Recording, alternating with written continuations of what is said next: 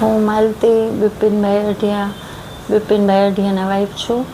મારા હસબન્ડ પડી ગયા હતા અને એમને પહેલાં ડાયાલિસિસ થયું છે, સ્ટેન મૂક્યું છે.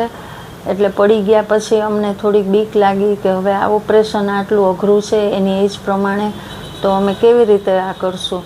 તો મેં 2-3 ડૉક્ટરના ઓપિનિયન પણ લીધા, પણ હું થોડીક બીજા ડૉક્ટરે કીધું ને તો ડરી ગઈ હતી કે આ ઓપરેશન કરશું ને કાંઈ બીજું થશે તો, કેમ કે ડાયાલિસિસ પણ એનું પહેલાં કરાવેલું છે.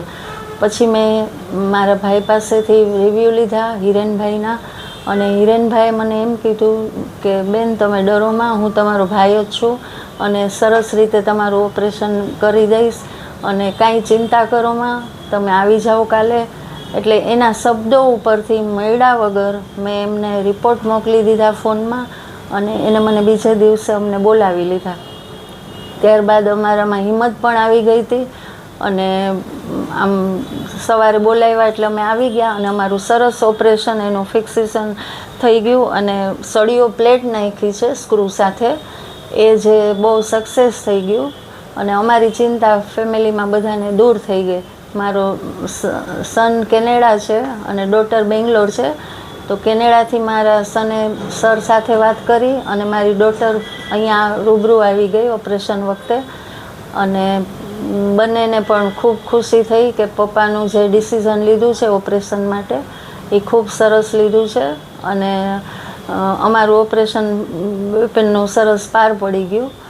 એના માટે ડૉક્ટર હિરેનભાઈ કોઠારીનો ખૂબ ખૂબ આભાર, અને તેમના દીકરા છે ડૉક્ટર જસરાજભાઈ કોઠારી, એમને પણ અમને ખૂબ હેલ્પ કરી છે અને ગાઈડ કર્યા છે. એટલે અમે લોકો સાવ ચિંતામુક્ત થઈ ગયા અને બસ હવે અમે રજા લઈ છીએ. અને લોકોને ખાસ એ કહેવાનું, આ ઓર્થોપેડિક હોસ્પિટલ ખૂબ જ સરસ છે, શિવ હોસ્પિટલ. અહીંયા ભગવાન કોઈને બોલાવે નહીં પણ આવો તો બધી ટ્રીટમેન્ટ ખૂબ સારી છે અહીંયા, અને અમને ખૂબ સંતોષ છે. ધન્યવાદ, થેન્ક યુ. બધા સ્ટાફનો ખૂબ ખૂબ આભાર. સ્ટાફ પણ ખૂબ સારો છે અહીંનો, અને અમને ખૂબ આમ સરસ રીતે અમે અહીંથી ખુશ થઈને વિદાય થાય છે. Thank you so much.